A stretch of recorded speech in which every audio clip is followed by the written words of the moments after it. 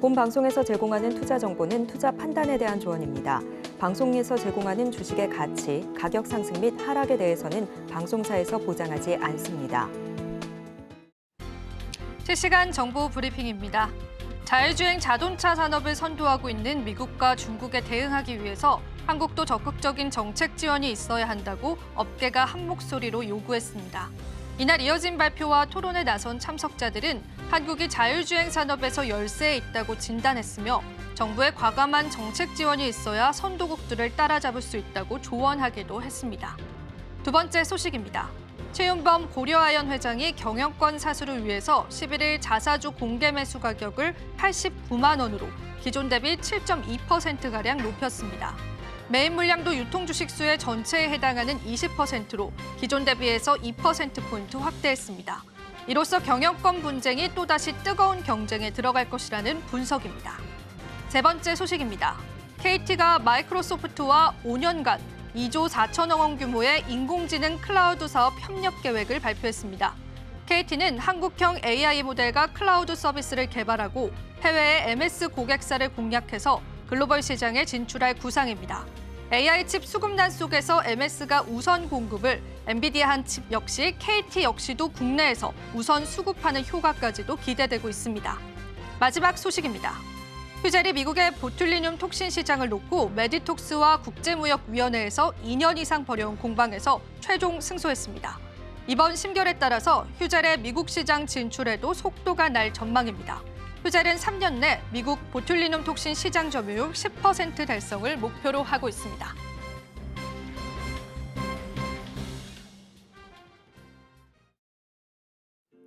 시청자 여러분 안녕하세요. 오늘장 내일장 2부도 함께하겠습니다. 자, 우리 시장은 마감장 들어서 그 탄력세들이 둔화되는 느낌입니다. 양지수가 모두 다 하락으로 현재 전환이 된 수치이고요. 외국인들의 매도 역시도 급속도로 증가하고 있습니다. 시장에 대한 또 다른 해답들이 필요할 것 같은데요. 자, 오늘 시장을 잘 정리하셔야지만 월요일 시장을 대응할 수 있겠습니다. 저희가 오늘도 마감 시장까지 여러분들에게 촘촘한 전략들을 짜드리면서 월요일 시장에 관한 대비들도 정확히 해드리도록 하겠습니다. 자, 그렇다면 지금 현재 어떤 종목군들 가장 많이 조회되고 있는지 실시간 조회 종목군들 바로 체크를 해보겠습니다. 오늘도 5가지 종목을 꼽아봤는데요. 우선 오늘 시장에서는 첫 번째 종목으로 ABL 바이오를 말씀드려보고 싶습니다. 자, ABL 바이오 같은 경우에는 키투르다 병용요법에 관한 그러한 의문점들이 계속해서 부각되면서 시장에서 이러한 악재들이 다시 한번 호재로 소화가 되기도 했었는데요. 오늘 시장에서는 전반적인 제약바이오주들의 상승들을 이끌어주면서 10% 넘는 상승률 보여주고 있습니다. 현재는 11.97%의 상승률 나타내주고 있습니다. 자, 두 번째 종목도 보겠습니다. 큐리옥스 바이오 시스템즈가 되겠는데요. 조금은 생소하실 수 있는 종목일 것 같습니다. 이 종목 같은 경우에는 바이오 장비 업체와 OEM 계약을 맺었다라는 소식들이 전해졌는데 그 공급 규모가 상당합니다. 20조에 가까운 그러한 계약을 맺었다라는 소식들이 전해졌고요. 오늘 시장에서 13% 넘는 상승률을 보여오기도 했습니다.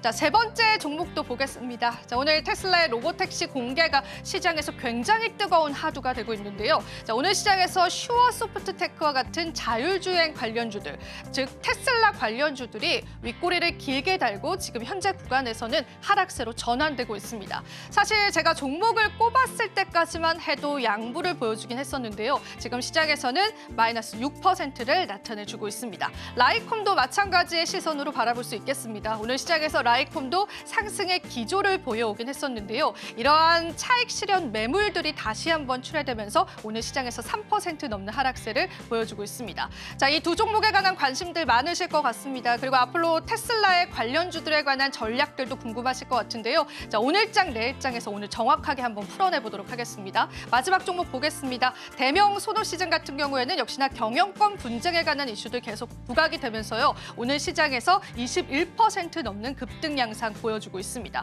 과연 주가의 탄력이 어디까지 갈지 궁금하실 텐데요.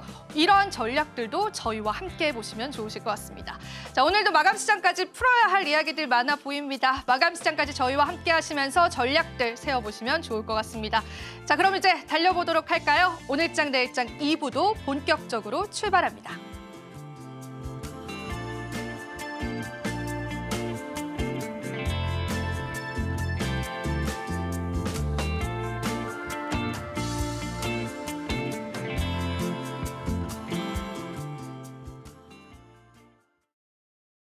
오후장 들어서 시장의 탄력이 조금은 둔화되고 있는 시점입니다. 그렇기 때문에 전략들을 잘 짜보셔야 될 텐데요. 자, 오늘도 도움 말씀 주실 ISS 김태성 본부장님 모셔봤습니다. 본부장님 반갑습니다. 네, 안녕하세요. 네, 저희가 또 지난주에 금요일 시장 그래도 좋다라고 말씀을 드렸던 것 같은데 오늘은 역시나 이제 금요일에 악재들을 받아가는 건지 시장 분석이 좀 필요해 보입니다. 네. 어떻게 보세요, 시장? 일단 전체적으로 지금 우리가 기다렸던 이슈가 오늘 테슬라의 이제 로보택시 이벤트였는데 네. 저는 나름 잘 끝났다라고 생각은 들어요. 그런데 시장은 오히려 그 시연회를 할 때보다도 끝나고 그쵸. 나서 지금 장 후반부에 내려가고 있는 상황이라 많은 분들이 좀 고민을 하고 계실 것 같은데요. 근데 현재 구간에서 선물 시장에서 움직이는 원자재를 좀 체크해 볼 필요는 있습니다. 네. 지금 금이 올라가고 있고 네. WTI 유가와 브렌트 유가까지 올라가고 있고 지금 다른 대다수의 원자재들이 지금 올라가고 있다는 것은 아무래도 주말 사이에 이 중동의 지정학적 리스크가 조금은 커질 수도 있겠다라고 생각하는 물량이 지금 움직이는 지금 상황이 아닐까라는 생각이 들어요. 그래서 우리나라 시장에 돌발 변수가 지금 나타났다라기보단 사실 돌발 변수로 작용할 만한 이슈는 장 초반에 있었거든요. 하는 금리 이슈도 오히려, 있었고 네. 로보택시 이슈도 맞아요. 있었고요. 또 엔비디아, AMD 관련 이슈도 사실 장 초반에 이제 시장에 영향을 줄 만한 이슈였는데 지금 장 후반 그러니까 장 마감을 이제 앞두고 변화하는 이제 수급의 물량은 중동의 지정학적 리스크가 주말 사이에 조금은 격화될 수도 있겠다라는 어떤 불안감 때문에 지금 나타나고 있는 현상이 아닌가라는 생각이 들어서요. 지금 조정이 좀 불편하시겠지만 아직까지는 더 지켜보셔야 되는 구간이 아닐까라는 의견 드리도록 하겠습니다. 네, 선물 시장까지 확장해서 시장을 바라볼 필요가 있을 것 같습니다. 아니나 다를까 오늘 제가 여쭤보려고 하기도 했었습니다. 오늘 새벽에 또 이스라엘의 중심부 공습에 관한 속보가 나왔거든요. 100여 명의 사상자가 나왔다. 이스라엘이 움직였다. 그렇다면 지정학적 리스크가 다시 부각될 수 있다는 리스크들이 시장에 존재했었는데 선물 시장에서 역시나 원자재 관련주들이 상승이 일어나고 있습니다. 금을 사고 있다. 유가가 오르고 있다. 이렇다라는 거는 지정학적 리스크에 무게를 조금 더 두고 있다라고 봐도 괜찮겠네요. 그렇죠. 일단 유가 하나만 올랐다면 사실 유가가 지금 움직일 수 있는 요소는 크게 세 가지거든요. 지금 앞서 첫 번째 중동의 지정학적 리스크, 두 번째는 뭐가 있냐면 미국의 지금 강타한 토네이도가 엄청나게 맞아요. 강하다 맞아요. 그래요. 그런데 여기에 이제 대피령을 내린 지역 같은 경우에는 자동차에 넣을 비축류조차도 없을 정도로 지금 모자른 상황이다 보니 그게 유가의 가격을 어떤 심리를 좀 건드리고 있는 상황. 그리고 이제 세 번째는 뭐냐면 중국에서 또다시 이제 경기 부양 이야기를 할 수도 있겠다라는 이야기가 나오다 보니까 유가가 움직일 수 있는 상황이긴 한데 사실 미국과 중국에 대한 것은 그냥 뇌피셜일 뿐 아직까지 뭐 이것 때문에 유가가 올라갔다라고 정확하게 네. 말씀드리기 좀 어려운 상황이라 가장 어떻게 보면 확률이 높은 쪽은 중동의 지정학적 리스크가 지금은 선물 시장의 원자재들을 좀 괴롭히고 있는 상황이다 보니까 현물 중심의 리스크를 좀 줄이고자 하는 매도 물량이 나오고 있는 그러한 후반부다라고 정리 한번 드리겠습니다. 네, 좋습니다. 저희가 지정학적 리스크 역시나 피해갈 수 없는 부분이기 때문에 선물 시장으로서 또 추가적인 리스크들 한번 분석을 해봤습니다. 자, 그리고 또 이제 시장이 급격하게 빠지는 게 사실 자율주행 관련주들도 급격하게 빠지고 있잖아요. 그 테슬라 로보택시 영상 보셨습니까, 본부장님? 네. 저희가 봤죠. 실시간으로 네. 보고 또 이야기를 나누기도 했었는데 멋있기는 멋있더라고요. 그렇죠. 네. 그러니까 우리가 마치 어떤 미래지향적인 영화라든지 컨텐츠를 통해서 봤을 법한 맞아요. 혹은 이제 생각했을 법한 디자인 그대로 맞아요. 나왔더라고요. 근데 이제 한 가지 아쉬운 부분은 2인승 그 외에는 사실 조금 아쉽지 딱히 않나라는 생각이 드는데 일단 사실 우리나라 관련 자율주행 기업들이 테슬라의 자율주행 어떤 모멘텀을 가지고 장기적으로 상승하기에는 현실적으로 어려운 부분들이 많아요. 왜냐하면 실제로 테슬라 이 자율주행 어떤 차량에 부품을 납품하고 있는 상황은 없거든요. 그렇기 때문에 단순히 이제 테마적인 흐름이 나온 거에 대해서 저는 뭐 주가가 내린 상황이라서 속상하시겠지만 너무 서운해하실 필요는 없다. 우리가 유연하게 사실은 대응했어야 될 뉴스였다라고 생각이 뒤에 들거든요. 화면이 나오고 있는데요. 그렇죠. 멋있기는 멋있지 않습니까? 맞아요. 그러니까 이게 테슬라니까 일론 머스크니까 네. 가능한 것 같거든요. 쇼를 또 잘 하더라고요. 또 이 로보택시뿐만 아니라 그 휴머노이드 로봇 로봇도 네, 이제 나오는 것도 춤추는 것도 있었고 불과 몇 년 네. 전만 해도 가지고 나왔거든요. 아, 로봇을 들고 나왔는데 들고 나왔어요. 네. 이제는 굉장히 기술의 발전을 네. 좀 느낄 법한 오늘 시연회라서 맞아요. 저는 인상 깊게 봤지만 맞아요. 시장에서는 결국 재료 노출에 따른 그러니까 세론이라고 이제 우리가 세론이죠. 표현을 하는데 네. 저는 라이콤이라든지 슈어소프트테크 같은 경우에는 빠르게 대응을 하시는 게 필요하다. 그러니까 라이콤 같은 경우에는 이 라이다 센서 광폭기를 만들거든요. 근데 이게 이제 최근에 부각이 받았다는 이유는 크게 딱 한 가지입니다. 테슬라의 부품을 납품하는 기업이 절대 아니라 미국이 중국산 레이더 시스템 제품을 못 쓰게 만든다라고 하니까 우리나라 기업인 라이콤이 이제 수혜를 받을 수 있다 그래서 지금 오른 상황 속에 테슬라 자율주행 모멘텀까지 붙은 거예요. 그렇게 이제 움직였었던 종목이기에 오늘의 세로는 어찌 보면 조금 이제 당연스러운 결과 어떤 시험지답지가 아니었나 생각이 드는데 아마 장중에 대응하지 못했던 분들은 그게 중요해요. 어떻게 대응을 오히려 해야 될까요? 앞서 시연회 끝나고 나서는 그렇게까지 변동성이 없었는데 지금 장 막판 돼서 확 밀려버리니까 맞아요. 네. 대응을 못하신 분들이 많을 것 같은데 저는 지금이라도 해야 일단 된다? 대응을 하시는 게 맞다. 지금 로보택시 뭐 양산하는데 2026년부터라고 하는데 2년 남았습니다. 2년 남았어요. 그 사이에 다른 거를 먼저 보시는 맞아요. 게 현실적으로 맞고요. 특히나 이제 양산이 문제가 아니에요. 이 차량들이 돌아다니려면 법적으로 굉장히 바뀌어야 될 부분들이 굉장히 많거든요. 그래서 이제 시간이 우리가 생각한 것보다 더 오래 걸릴 수 있음을 인지하셔야 되기 때문에 저는 하드웨어적인 부분 혹은 소프트웨어적인 부분 단순 테마적으로 보시는 게 맞다 이렇게 정리드리겠습니다. 네, 사실은 저도 이제 그런 일론 머스크의 발언들을 이제 생중계로 보면서 관련주들의 흐름을 실시간으로 봤는데요. 오히려 생중계 중에는 주가가 탄력을 받기도 했습니다. 근데 이제 장이 후반 들어서 이게 일제히 다 빠져버리니까 대응 못하셨던 분들은 어떡하나 그런 고민을 같이 하게 되더라고요. 근데 본부장님 말씀은 지금이라도 우리가 정규장 마감하기 전에라도 네. 좀 정리를 하는 게 그래도 대응적인 측면에서는 좋다라고 보고 계시고요. 2차 전지까지 좀 확산시켜서 좀 보고 싶어요. 어쨌든 모멘텀을 받아가는 그러한 섹터군들도 내에서는 있지만 그래도 우리가 단독적으로 2차 전지주는 대응하는 게 맞겠죠, 본부장님? 일단 2차 전지주들은 만약에 최근의 시세에 동참하고 싶으셨는데 동참하지 못하셨던 못했다. 분들에게 기회가 될 수 있을 거라 생각을 오히려요? 합니다. 네. 왜냐하면 이제 크게 두 가지의 이제 포인트가 있는데 일단 첫 번째 우리가 2차 전지를 하반기에 보자고 했던 것은 뭐냐면 그래도 상반기보다 나아지는 실적 보여주겠지라는 막연한 기대감이었어요. 올해 1분기, 2분기에. 근데 정말로 LG 에너지 솔루션이 시장 컨센서스보다 더 좋은 성과를 내보였단 말이에요. 맞아요. 그러면 투자할 만한 포인트가 확실하게 맞아요. 저는 명분이 있다라고 좀 보여주고 있고 이게 첫 번째고요. 두 번째 테슬라가 어떻게 보면 이젠 2차 전지의 상징이잖아요. 근데 이제 테슬라가 중국에서도 인도량이 YOY 그리고 전분기 대비 회복하는 어떤 숫자를 우리에게 보여줬기 보여줬죠? 때문에 네. 우리가 생각하던 어떤 폭발적인 회복력은 아니지만 그래도 작년보다 나은 올해 그리고 올해 상반기보다 나은 하반기라는 것을 감안을 해보면 저는 오늘의 조정, 특히나 LG에너지 솔루션 같은 경우에는 지금의 가격적인 조정은 이용해 볼 필요는 있지 않겠나라고 좀 말씀드리도록 하겠고 LG에너지 솔루션은 한 가지 또 추가적인 장점이 뭐냐면 이번에 벤처하고 이야기를 했잖아요. 맞아요. 그게 수주를 받았죠. 그렇죠. 네. 그러니까 굉장히 오랜 어떤 계약 기간이라서 금액이 큰 건 아니지만 여기서 우리가 주목해야 될 부분은 뭐냐? 벤츠가 처음부터 LG엔솔과 손잡으려고 했던 것은 아니었어요. 중국 기업과 손잡으려고 했다가 이걸 우회해서 LG엔솔이랑 마지막에 이제 계약 체결을 한 거거든요. 그러면 이걸 통해서 여전히 우리나라 기업들이 중국 기업들 혹은 다른 나라 기업들에 비해서 기술력은 확실히 가지고 있구나라는 것을 이제 확인한 그런 뉴스이기 때문에 저는 2차 전지, 전기차 관련주들은 지금 보시는 게 맞을 것 같고요. 테슬라발 자율주행이라든지 이런 로봇 쪽 같은 경우에는 일정 부분 비중을 조금은 줄이시는 게 맞다라는 의견을 드리겠습니다. 사실 로봇 관련주도 여쭤보려고 했는데요. 일제히 또 하락을 하고 있어서 이게 여쭤보는 게 의미가 있을까라는 생각을 하기도 합니다. 로봇 관련주들이 그런데 이게 주가 탄력을 못 받은 지가 그래도 꽤 됐잖아요. 네.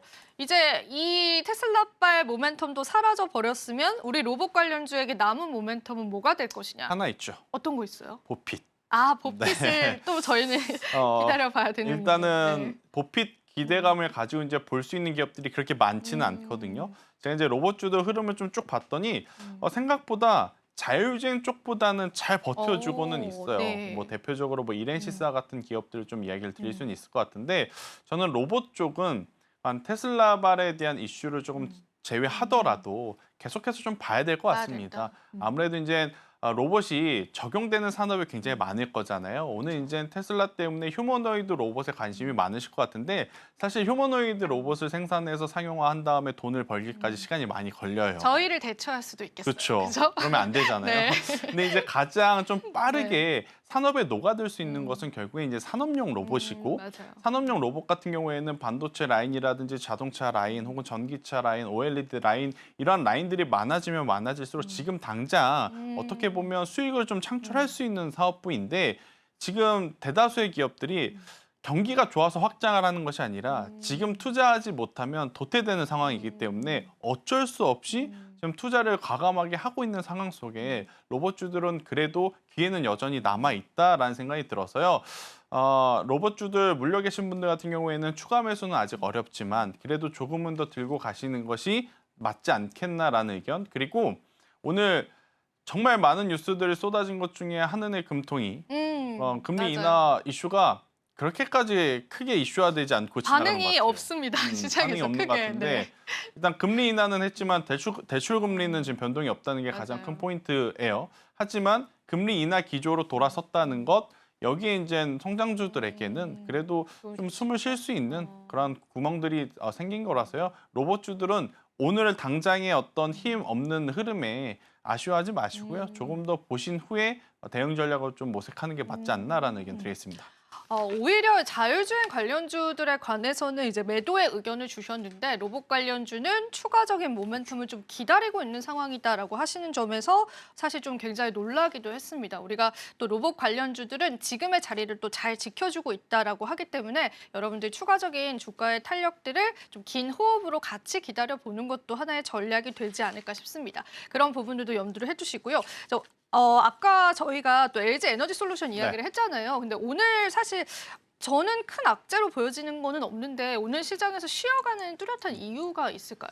본부장님? 2차 전지에 대해서는 저는 오늘 저도 제 생각으로는 아무래도 이제 뭐 테슬라와 효과가 이제는 그게 좀 떨어지지 이제 없어졌던 그런 걸로. 라고 생각을 하는데 가장 중요한 건 오늘 저녁에 미국 본장에서 정말로 테슬라가 세론 취급을 받느냐 그거 봐야겠네요. 네. 아니면 뭐 로보택시는 로보택시대로 전기차는 전기차대로 평가를 받느냐 저는 이게 중요할 것 같다는 생각이 맞아요. 들어서요.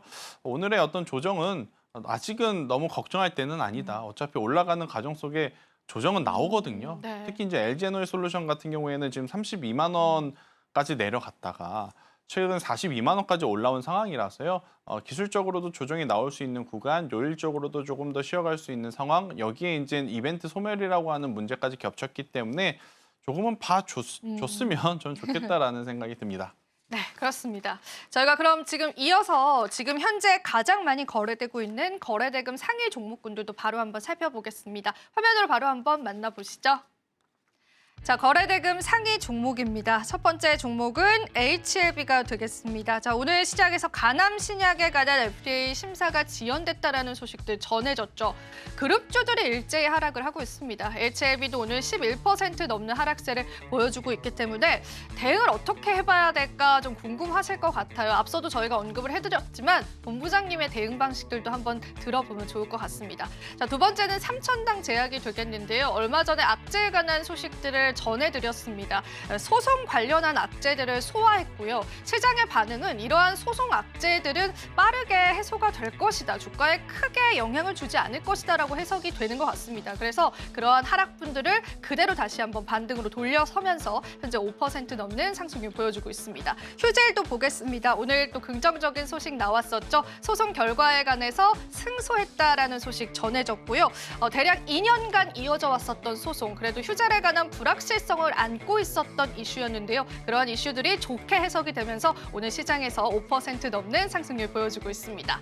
자, 밀리의 서재도 오늘 시장의 주인공이 되겠습니다. 역시나 노벨 문학상 수상에 따라서 관련주들이 상승하고 있는데요. 주가의 탄력이 어디까지 이어질지가 가장 중요한 골자인 것 같습니다. 오늘도 그 부분에 관한 다양한 이야기들 함께 나눠보도록 하겠습니다. 마지막 종목은 스맥이 되겠습니다. 스맥 같은 경우에도 개별적인 이슈가 있었습니다. 현대위아의 공작기계 사업부와 인수 추진을 한다, MOU를 맺었다라는 소식들 때문에 앞으로의 사업 확장이 기대된다라는 뉴스들이 나왔습니다. 이러한 부분들을 그대로 주가 탄력으로 얻어가면서 오늘 19% 넘는 상승률 보여주고 있습니다. 자, 거래대금 상위 종목만 보시더라도 또 시장에서 어떤 종목군들이 핫한지 파악이 가능하실 것 같은데요. 본부장님, 특별히 우리가 또 전략적으로 채워봐야 할 그런 종목군들도 있으실까요? 일단 뭐 메디톡스 휴젤 이야기는 좀 아마 많이 들으셨을 것 같은데 오랜 기간 들으셨을 네. 것 같아요. 일단 네. 여기서 저는 투자의 포인트를 하나 다르게 잡아드릴 수 있는 게 네. 대웅제약을 여러분들이 꼭 보셔야 된다. 아. 갑작스럽게 왜 휴젤과 메디톡스가 아니라 대웅제약이냐? 사실 2023년 12월 말 기준으로 이 세 기업의 순위는요, 휴젤, 메디톡스, 그다음 대웅제약이었거든요. 근데 이제 올해 상반기 기준으로 봤을 때 대웅제약의 나보타가 미국에서 엄청나게 큰 판매량을 맞아요. 보이면서 1위로 올라섰어요. 그런 상황에서 휴젤과 메디톡스는 지금 진입탕 싸움을 하고 있었던 상황이었고요. 지금 메디톡스가 이 톡신 시장의 가장 큰 어떤 고객은 미국입니다. 그러면 전체 매출의 벌써 85%가 미국에서 발생하고 있는 대웅제약이 오히려 이제는 왕의 자리를 탈환할 가능성이 저는 높지 않을까라는 생각이 들어서 저는 이제 톡신 관련해서 보신다라고 하면 대웅제약을 지금이라도 보시는 게 맞다라는 의견을 한번 좀 드리고 싶네요. 네. 대웅제약 같은 경우에는 오늘 또 그러한 이슈들이 또 시장의 부각을 받으면서 시장에서 상승이 나와주고 있는데요.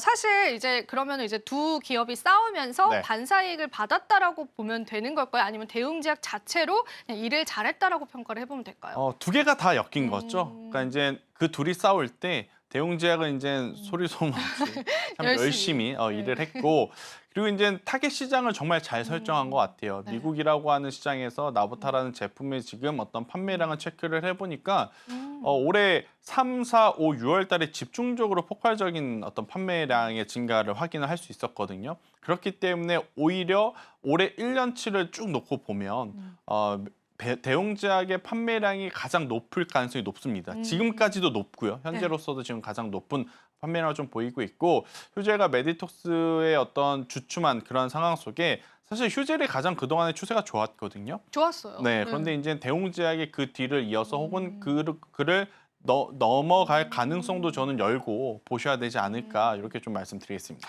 네, 추가적인 이제 투자의 전략들 포인트들을 오히려 다른 기업에서 우리가 잡아갈 수 있었던 본부장님만의 인사이트였던 것 같습니다. 참고해 보시면 좋을 것 같고요. 그리고 오늘 또 저희가 지난 시간에 경영권 분쟁 이야기를 했잖아요. 네네. 그러면서 한미약품 이야기를 나눴던 게 네. 사실은 기억이 나요. 그래서 네. 사실 한미약품은 뭐 그렇게까지 뭐 주가의 변동은 없을 것이다라고 이제 답을 해주셨는데 네. 이게 웬걸 갑자기 TV항공이 시장에서 경영권 분쟁의 주인공으로 갑자기 그렇죠. 떠오르는 모습입니다. 자, 어떻게 또 내다 보시는지 코멘트를 조금 들어봐도 괜찮을까요? 일단 어제 굉장히 말이 많았죠. 네, 말 대명 많았어요. 선호가 네. 사실은 원래부터 경영 그 지분의 차이가 그렇게 크지 않았었거든요. 맞아요. 약 3% 내의 차이만 있었을 뿐인데 이 대명 선호가 하고 있는 일을 좀 생각을 해보면 고급 리조트라든지 혹은 거기에 이제 붙어 있는 골프장을 운영을 하고 있는데, 이거를 어떻게 하면 홍보 마케팅을 더 잘할 수 있을까? 당연히 지금 시기가 시기인지라 저가항공사와의 협업을 통하면 이쪽 부분에서 성과가 굉장히 도드라지게 나올 수 있다고 생각을 한 것 같아요. 그런데 생각한 것만큼 또 TA항공이 움직여주지 않으니까 이렇게 또 분쟁에 대한 이슈가 좀 나오는 상황인데요. 저는 이제 TA항공 기준으로 보면 그러니까 대명선호와 TA항공 어디를 봐야 되느냐? 일단 TA항공을 좀 보셔야 될 것 같습니다. 그러니까 TA항공은 지금 이 뉴스가 아니라면 그러면 주가가 올라올 수 없을 것인가? 올라올 만한 지금 상황이에요. 왜냐, 지금 저가항공사들은 9월달, 10월달 연휴가 엄청 많았잖아요. 우리나라 분들이 많이 갔습니다. 네. 일본도 가고 동남아도 가고. 저는 못 갔지만 많이 저도 못 가시더라고요. 갔습니다. 네. 많이 갔다 오셨기 때문에 네. 이로 인한 4분기 실적은 당연히 좋아질 가능성이 높아요. 자, 그럼 여기서 이제 우리가 체크를 해야 될 부분은 뭐냐면 이 실적을 저해할 요인 두 가지, 원유, 유가와 환율인데 지금에서야 유가가 변동성을 보이지만 3개월 전에 갖고 왔을 때 그때 유가는 좋았- 굉장히 평균적인 흐름이었기 때문에 크게 영업이익을 저해할 요소로 보이진 않는다. 그리고 이제 두 번째 환율은 왜 체크를 해야 되냐면 보통 대한항공도 그렇고 아시아나항공도 그렇고 대다수 항공사들이 비행기를 렌탈합니다. 그리고 렌탈료를 원화로 지불을 하지 않고 달러로 지불해야 되기 때문에 환율에 굉장히 민감한데 지금 환율 그렇게까지 또 변동성이 크진 않은 상황이에요. 그래서 어떻게 보면 저는 지금이 이 이슈를 안고 있지 않는다 하더라도 LCC 저가항공사에 대한 투자의 시선이 긍정적으로 보였던 상황 속에 이러한 이슈가 좀 붙었기 때문에 조금 더 이제 관심을 가져야 될 것 같고요. 저는 TA항공 지금도 괜찮다고 생각을 합니다. 오늘은 또 이렇게 하락 흐름 나오더라고요. 뭐 오늘 하락 네. 나온다 하더라도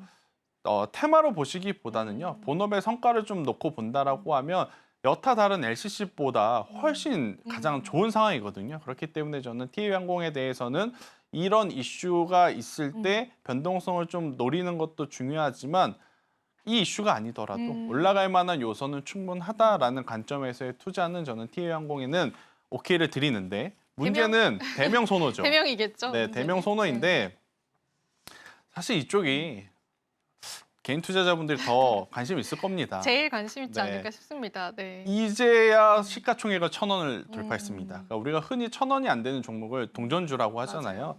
동전주에서 허덕였던 어떤 기업의 주가가 일단은 오늘 1,200원으로 올라서는 기염을 좀 토했기 때문에 이 부분에 관심이 많을 것 같은데 사실 저도 이런 시세가 나오면 장중에 분봉으로 3% 5%는 도전을 해보겠지만 좀 길게 못 가져가거든요. 맞아요. 그래서 제가 이거에 대해서는 객관적으로 말씀드리는 게 좀 어려울 것 같아서 오히려 대명 선호는 배가 아프시더라도 놔주고요. 대명 선호가 잘 가면 TA항공도 따라 올라갈 가능성이 높으니까 차라리 TA항공을 보자라는 의견 드리겠습니다.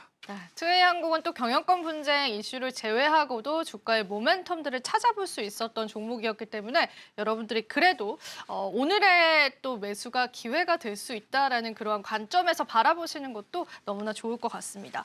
자, 그렇다면 또 오늘 이제 종가를 얼마 앞두고 있지 않은 시점에서 우리가 종가 베팅을 해볼 만한 그러한 섹터군들부터 종목군들까지 본부장님께 하나하나 좀 이야기를 들어보도록 하겠습니다. 네, 일단 뭐 오늘 결국에는 반도체 쪽을 좀 보셔야 될 것 같아요. 근데 장비주들은 좋았잖아요. 네, 어디를 봐야 되느냐.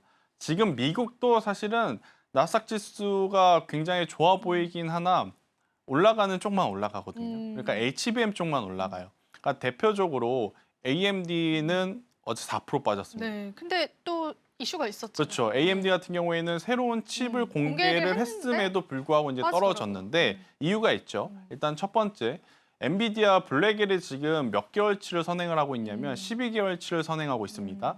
자, 그러면 AMD가 만든 칩 이게 지금 당장 블랙엘보다 좋다라고 하면 고객을 찾아야 합니다.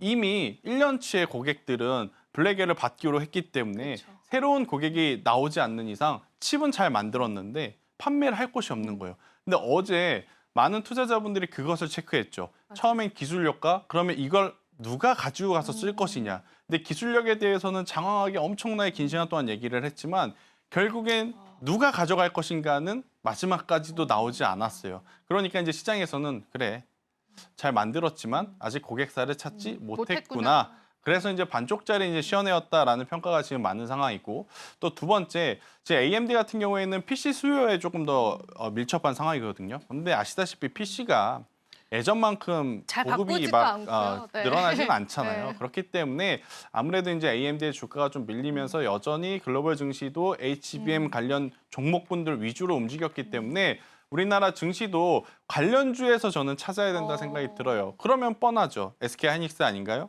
한미 또 반도체 SK 아닌가요? 하이닉스가 되는 근데 사실 이제 이 두 종목은 더 말하기도 죄송스럽습니다. 맞아요. 거의 뭐 1년 반, 2년 동안 우리가 내내 이야기를 합니다. 그렇죠. 매일매일. 좋다. 네. 이야기를 했기 때문에 저는 이 종목군들에게 좀 지치신 분들에게 좀 새로운 종목군이 될 수 있지 않을까 그래서 저는 오늘 좀 다른 쪽에서 찾아왔습니다. 네, 좋습니다. 우리가 AMD에 관한 새로운 칩이 공개가 됐지만 이게 사실 주가에 탄력을 주기에는 수주적인 부분에서 부족함이 있었기 때문에 반쪽짜리 시연회였다라는 이야기들이 나옵니다. 그렇기 때문에 오히려 본부장님은 이러한 부분에 시선을 틀어서 우리가 SK 하이닉스 또 HBM 관련 쪽으로 시선을 두고 계신데요. 자, 그럼 종목으로 한번 좁혀 볼게요. 네. 어떤 종목군들 바라보면 오늘 종가 베팅으로 좋을까요? 저는 한화 인더스트리얼 네. 솔루션즈를 네. 보시는 게 좋을 것 같아요. 네. 기니까 한화 인더라고 좀 네, 이야기를 하나 드릴게요. 인더. 네. 한화 에어로스페이스에서 이제 인적 분할이 분할을 돼서 했죠. 나온 네. 회사인데 얼마 전에 상장이 됐잖아요. 그렇죠. 네. 상장된 지 얼마 안 됐어요. 그래서 더 매력적인 겁니다. 그럴 수 있겠네요. 아니 왜 상장된 지 얼마 안 된 종목 위험하다고 하지 말래 놓고서 왜 이제 와서 상장된 지 얼마 안 된 게 장점이냐라고 하냐. 왜냐하면 여러분들이 반도체 IT 다수의 종목군들의 차트를 돌려보시면 대다수의 종목군들의 고점 대비 적게는 30%, 많게는 50% 이상 하락이 되어 있어요. 네. 삼성전자조차도 30-40% 지금 떨어져 있는 맞아요, 상황입니다. 맞아요. 근데 이 기업들이 다시 한번 그때의 좋은 가격대로 올라가려면 자금이 엄청나게 많아야 돼요. 왜? 악성 매물을 소화해 가면서 받아가면서 올라가야 되기 때문에. 그런데 이제 하나 인더 같은 경우에는 상장한 지 얼마 안 됐기 때문에 이런 악성 물량이 쌓일 시간이 많이 없었다라는 거죠. 그래서 정말 오랜만에 반도체 부품주 안에서도 좀 생동감 있게 저는 분봉이 움직이는 것을 느꼈기에 이쪽을 좀 관심 있게 보자라고 좀 말씀드리고 싶은 거고, 더 중요한 건 그래 어떤 기술을 갖고 있는 거길래 한화정밀기계라고 하는 자회사를 지분 100%를 가지고 있습니다. 지난 5월 달에 한미반도체와 하나에어로스페이스가 굉장히 상반된 주가의 흐름을 보인 적이 있어요. 그게 왜 그랬냐면 그때 당시에는 하나에어로스페이스 안에 하나인더가 포함되어 있었는데 이 하나인더에서 SK 하이닉스와 합작해서 TC 본더, 그러니까 하이브리드 TC 본딩 장비를 개발하겠다라는 이슈가 있다 보니까 한미 반도체에게는 이러면 우리에게는 잠재적으로 경쟁사가 될 수도 있겠다라는 불안감을 줬었고, 오히려 하나인더 같은 경우에는 주가가 상승할 만한 확실한 모멘텀으로 이제 자리를 잡으면서 방향성이 좀 달라지는 모습들이 나왔는데, 여기에서 포인트는 뭐냐? SK 하이닉스가 맡긴 게 아니라 같이 협업하고 있다는 겁니다. 사실 뭐 제조업에 근무하시는 분들은 굉장히 다들 잘 아시는 내용이지만 굉장히 중요한 부분은 협력 업체를 일원하지 않아요. 한 군데만 주지 않고 2원화, 3원화하는 게 일반적이에요. 왜냐하면 품질의 문제, 단가 단합에 대한 문제가 있기 때문에 그러한 부분에서 조금 벗어나고자 아무래도 SK하이닉스가 전략적으로 하나인더를 선택한 게 아닌가라는 생각이 드는데, 제 한미반도체 시가총액이 조정을 받았다 하더라도 10조입니다. 근데 하나인더의 지금 시가총액은 2조예요. 그러니까 하나인더가 한미반도체만큼 성장을 하면 엄청 좋겠지만 그거는 조금 현실적으로 어려움이 있겠죠. 하지만 그중에 한 20에서 30% 정도만 따라 올라온다 하더라도 지금의 시가총액보다 훨씬 더 높은 시가총액을 이뤄내도 저는 별 문제가 없다라는 생각이 들어요. 특히나 지금 하나그룹은 돈 진짜 잘 벌고 있습니다. 지금 뭐 여러 가지 사업을 다 잘하고 있어서요. 방산에서도 지금 잘 방산도 벌고 잘하고 있고 여러 가지 지금 조선도 잘하고, 조선도 잘하고 있어서 그래서, 현금 여력이 탄탄해요. 맞아요. 특히나 하나인더 같은 경우에는 1,700억에 달하는 최근의 자금을 장비 투자에 다 썼습니다. 그러면 당연히 본딩 개발한다는 게 말뿐만이 아니다. 그렇네요. 이 친구들 진짜로 안에서 뭔가를 하고 있구나라는 것을 또 암시해주는 그런 멘트라서 저는 하나인더를 여러분들이 꼭 한번 지금 시점에 보시는 것도 굉장히 좋다라고 좀 말씀드리고, 또 이제 한화 비전이 캐시카우 역할을 굉장히 잘해주는 회사인데 또 이 기업까지 합병하려는 이유도 아무래도 이제 중장기화 되면 계속해서 현금을 창출할 만한 사업부가 있어야 증자에 대한 이슈가 굉장히 적거든요. 그런 어떤 흐름들을 좀 놓고 봤을 때 하나인더가 이제 반도체 쪽으로 정말 진심으로 시작을 하고 있구나라는 것을 느꼈기에 현재 구간에서 우리가 관심 있게 좀 봐야 될 기업 중에 하나다라는 의견 드려보도록 하겠습니다. 네. 한화 인더스트리얼 솔루션즈를 오늘의 종가 베팅 종목으로 뽑아주셨는데요. 사실 이제 본딩 장비를 개발한다라는 그러한 큰 모멘텀이 있는데 그 안에 이제 또 캐시카우 역할을 해주는 하나 그룹주들의 든든한 또 뒷배가 있기 때문에 조금 더 사업에 관해서 속도를 낼 수 있다라는 그런 가능성이 있는 것 같아요. 사실 우리가 뭐 어떤 종목이든 기업이든 뭐 이런 사업을 하겠다라는 발표만으로도 주가가 상승하긴 하지만 실제로 진행이 얼마나 되느냐, 그 속도가 어느 정도 빠르느냐도 굉장히 중요하잖아요. 그런 면에서도 굉장히 긍정적으로 보여지는데 본부장님도 동의를 하시나요? 충분히 동의를 하죠. 그러니까 한미 반도체도 사실은 뭐 여러 가지 말은 좀 많았지만 그동안에 뚜렷하게 다른 장비 업체들이 TC 본딩에 대해서는 아무 말도 없었기 때문에 조용했었던 상황이지만 하나 인더가 지금 이 하이브리드 본딩에 대한 이야기를 적극적으로 하고 있기 때문에 네. 저는 이 부분에 대한 이제 관심도를 높일 필요가 있고 그리고 음. 정말로 우리가 기다렸던 게 삼성전자의 HBM3 12단이잖아요. 삼성전자는 한미반도체와 과거에 사연이 있어서 한미반도체 장비를 지금 못 쓰고 있어요. 오히려 만약 이쪽에서 장비가 잘 개발이 되면 하나인더는 SK하이닉스뿐만 아니라 삼성전자를 통해서도 또 매출처를 다각화할 가능성도 저는 높지 않을까 싶어서 오히려 뭐 한미반도체가 안 좋다라는 건 아닙니다. 여전히 왕은 한미반도체이지만 하나인더가 충분히 지금의 가격적인 어떤 메리트를 있으니까. 이용을 해서 네. 올라갈 만한 요소는 괜찮지 않겠나라는 의견 드리겠습니다. 네, 좋습니다. 저도 옆에서 들으면서 굉장히 좀 솔깃솔깃해서 좀 빠져들었던 내용인 것 같아요. 자, 그럼 전략 조금 촘촘하게 조금 잡아볼까요, 네. 본부장님? 어떻게 잡아 들어갈까요? 일단 오늘 종가로 저는 베팅을 하신 게 맞을 것 같아요. 네. 어제도 윗골이 달린 음봉 캔들은 오늘도 음봉 캔들이긴 하지만 조정의 폭이 그렇게 깊지 않으니까 저는 오늘 종가에 베팅을 하신 게 맞을 것 같고요. 대신에 이제 손절 라인을 제가 35,000원 좀 제시드렸습니다. 35,000원이 어떤 가격이냐? 신규 상장한 날에 종가예요. 근데 이 가격이 이탈을 하게 되면 다시 한번 또 실망 매물이 나올 수 있어서 35,000원이라고 하는 가격대가 이탈을 하게 되면 그때는 손절을 하시는 게 맞을 것 같고요. 대신에 올라오게 되면 저는 1차적으로 55,000원을 좀 제시드리는데 55,000원이 사실은 상장한 날 거의 최고가 수준이거든요. 바로 또 빠지더라고요. 네, 근데 이쪽 구간까지는 우선 도달을 하게 되면 아마 엄청나게 다양한 뉴스들이 많이 붙을 겁니다. 근데 여기서 이제 고객사에 대한 이야기가 나오게 되면 저는 그 이상도 노려볼 만하지 않을까라는 의견을 드리도록 하겠습니다. 네, 좋습니다. 저희가 손절 라인들까지도 정확하게 좀 집어봤습니다. 자, 그러면은 이제 본부장님, 저희가 오늘 어쨌든 그 금요일이잖아요. 그래서 제가 뭐 다음 주에 투자에 우리가 포인트, 팁을 가져갈 수 있는 게 뭐가 있을까라고 생각을 해보니까 이제 다음 주부터 미국의 기업들의 실적 발표들이 조금 시작이 되잖아요. 그렇죠. 혹시 이런 것들이 우리 주가에도 탄력을 주고 영향을 줄 수 있을까요? 챙겨봐야 될까요, 우리가? 당연히 이제 실적은 좀 챙겨봐야 되는데 우리나라 시장의 흐름을 오늘 놓고 보면 제약바이오를 계속 좀 보긴 봐야 될 것 같아요. 제약바이오가 오늘도 많이 이야기를 하지 못했지만 각각의 어떤 히스토리들이 지금 다 다르거든요. 네. 다들 좋다 그러는데 HLB는 또 악재가 터져 있는 맞아요. 상황. 악재가 많았어요. 그렇죠. 오늘도. 네. 유한양액이라든지 리가켄바이오 좋다고는 하지만 주가는 안 올라주고. 지금 올라오지 않고 여기서 진짜 사도 되나? 맞아요. 그런 지금 상황이 있고 하지만 이제 그동안에 좀 많이 소외를 받았다가 올라오는 쪽을 보면 뭐 지아이노베이션이라든지 퓨처캠이라든지 또 이러한 종목군들 같은 경우에는 여전히 저는 메리트 있다는 생각이 들어서 저는 다음 주에 글로벌 증시에서 실적도 중요하지만 미 대선이 얼마 남지 않았습니다. 그러면 미 대선을 얼마 남지 않고 움직일 수 있는 영향을 받을 수 있는 제약바이오 쪽 관련주들의 흐름을 보시는 것도 또 하나의 팁이 될 수 있다. 전략이 될 수 있다. 삼성바이오로직스가 지금 또 100만 원 위에서 잘 버텨주고 네, 있거든요. 맞아요. 그러면 제약바이오의 어떤 투심은 여전히 살아있다로 해석을 하는 게 저는 맞을 것 같습니다. 제약바이오의 질주가 생각보다 쉽게 사라지지 않습니다. 그래서 시장에 계속되는 재료들로 우리가 활용을 해봐야 될 것 같은데 앞서서 여러 가지 이제 종목군들을 언급을 해주셨지만 사실 우리의 고민은 그겁니다. 지금 사도 될까?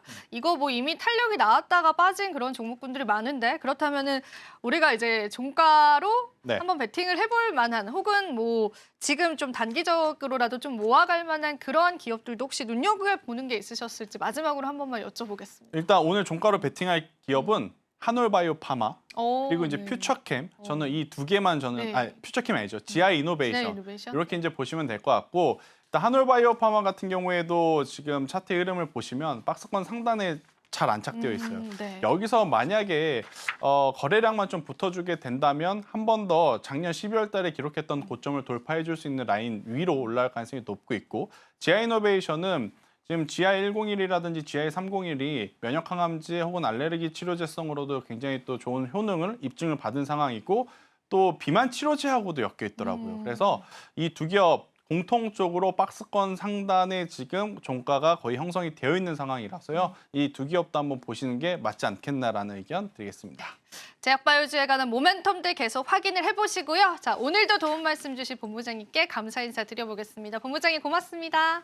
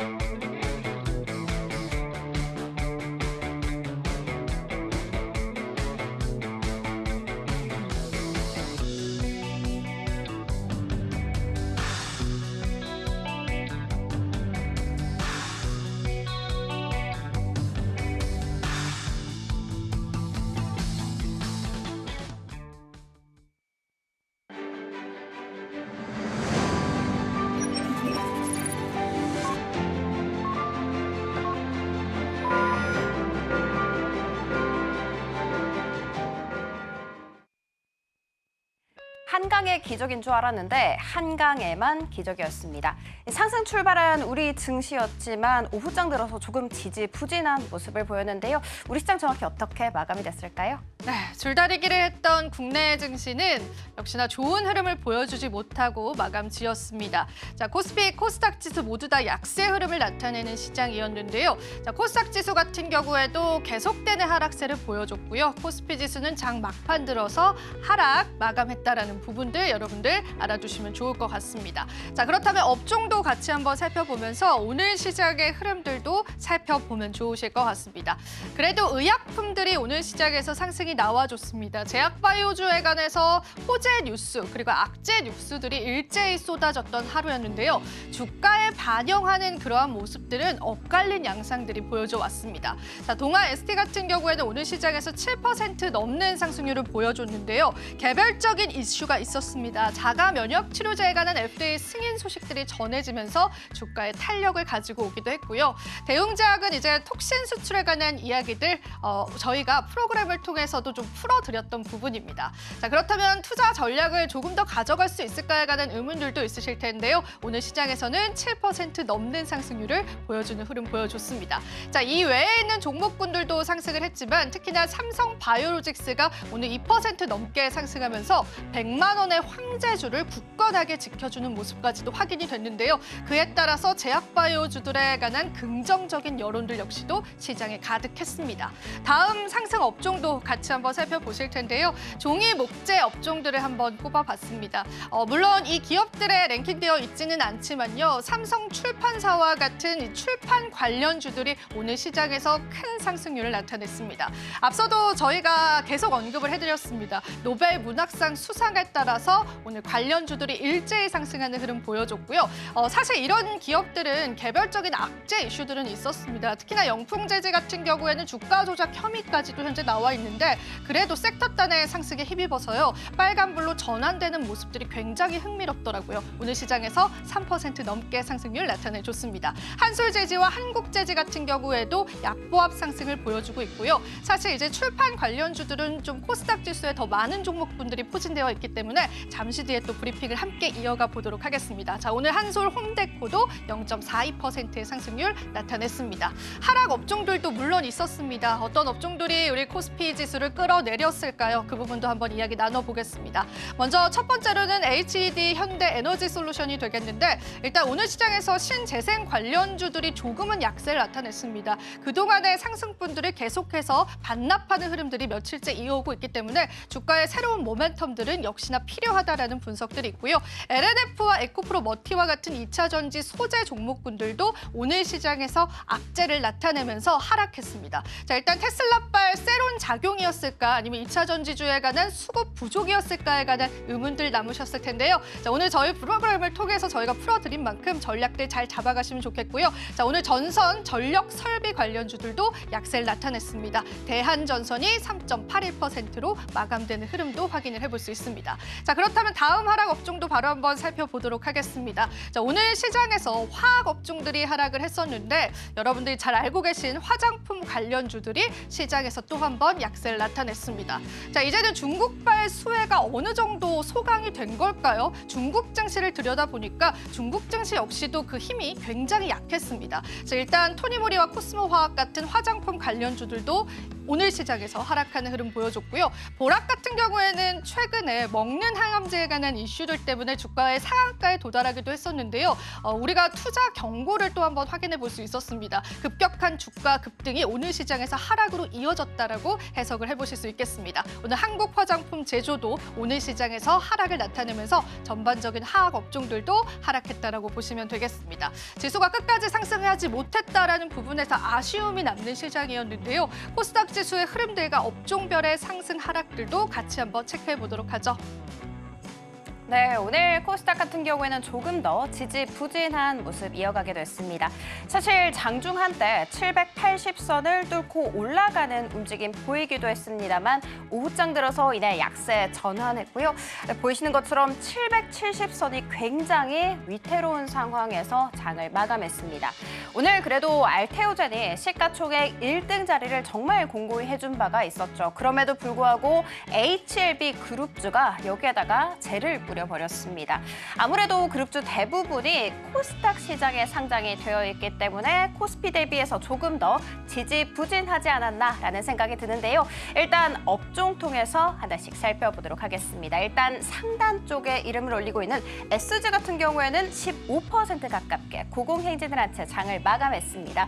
우크라이나 재건 관련 종목이죠. 트럼프가 경합주 7곳에서 지지율 상승세를 보이고 있다라는 이야기 전해졌습니다. 특히 이 7곳은요, 선거에서 굉장히 중요한 지역으로 꼽히기 때문에 아무래도 재건 관련 종목들이 조금 더 상승세 보일 수 있었고요. 여기에는 없지만 SY스틸텍 역시도 오늘 강세 이어가기도 했습니다. 자, 그리고 다음 업종 하나 살펴보도록 하겠습니다. 금융 쪽이고요. 결국에는 이렇게 컴퍼니 K가 상한가 안착 후에 거래를 마감했습니다. 사실 오늘의 주인공은 당연히 한강 작가이겠죠. 장 후반 들어서 상한가를 터치하는 종목들이 한 4개가량 있었거든요. 그런데 4개 종목 모두 다 한강 작가 관련 종목이었습니다. 20% 넘는 고공행진을 했던 대부분의 종목들도 다 여기에 엮여 있더라고요. 컴퍼니 K 같은 경우에는 리디라는 기업에 투자한 이력이 있거든요. 이 리디는 전자책 기업입니다. 그래서 이렇게 좋은 상승세 받아갈 수 있었습니다. 반면에 K 콘텐츠는 사실상 시세가 강하게 나오긴 하지만 시장의 주목에서 멀어지게 되면 급락할 수 있다는 거 알려드리면 좋을 것 같습니다. 자, 그리고 다음 업종 하나 살펴보도록 하겠습니다. 다음은 하락으로 들고 왔고요. 제약입니다. HLB가 눈에 띄는 상황이죠. 리보세라닙의 FDA 승인 여부가 조금 지연되게 됐습니다. 사실 심사는 클래스 1과 클래스 2로 분류가 되거든요. 1으로 분류가 되게 되면 2개월 이내에 결정이 나게 되지만 클래스 2로 분류가 되게 된다면 6개월 이내라고 합니다. 그래서 이번 리보세라닙이 3월 20일, 그러니까 내년에 결정이 될 수 있을 것이다, 지연됐다라는 소식 속에 오늘 일제히 내림세 보였습니다. HLB 같은 경우에는 무려 마이너스 14% 갭 하락으로 출발을 해서 계속해서 두 자릿수 약세를 보였다라는 거 체크해 드리도록 하겠습니다. 그렇지만 일부 제약바이오 관련 종목들은 상승세를 이어가는 모습이었죠. 23일에 삼성바이오로직스에서 실적을 공개할 텐데 2분기에 이어서 이번에도 1조 매출을 돌파할 수 있을 것이다라는 이야기 전해졌습니다. 뿐만이 아니라 셀트리온 역시도 실적이 사상 최대를 기록할 것이다라는 이야기 속에 오늘 전반적으로 그래도 좋은 흐름 많이 가져갔고요. 그중에서도 알테오젠 같은 경우에는 6거래일 연속 상승세 이어가게 되면서 오늘 또다시 52주 신고가를 갈아치우는데 성공을 하기도 했습니다. 자, 그리고 다음 업종 하나 살펴보도록 하겠습니다. 다음 업종 보이시는 것처럼 대부분의 종목들이 2차 전지구나 느껴갈 수 있습니다. 이뿐만이 아니라 에코프로와 에코프로비엠 모두 다 2%대 내림세를 걷기도 했다라는 거 알려드리도록 할 텐데요. 그래도 자율주행 관련 종목들 일부에서는 상승세가 나왔습니다. 로보택시 일정 맞고요. 일론 머스크는 2027년 전, 그러니까 2026년에 양산을 시작할 것이다. 그리고 그 전에는 우리들의 차량으로 로보택시를 경험할 수 있게 해줄 것이다. 그리고 이 가격은 4천만 원 미만일 것이다라는 이야기 나왔습니다. 그리고 동시에 함께 국내에서 자율주행 간담회가 또 진행이 됐었죠. 규제를 풀어야 하고 그리고 대책도 잘 마련해야 한다라는 이야기 속에 오늘 스마트 레이더 시스템 그리고 캠시스와 같은 일부 종목들은 상승세 보였지만 일부 종목이었다라는 것은 체크해 주시면 좋을 것 같습니다. 코스닥 살펴봤습니다.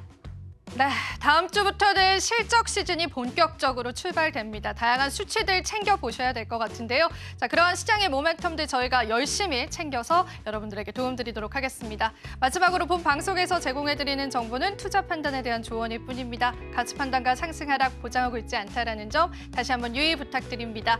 자, 저희는 여기서 물러가 보도록 하겠습니다. 이번 주 시장도 고생 많으셨습니다.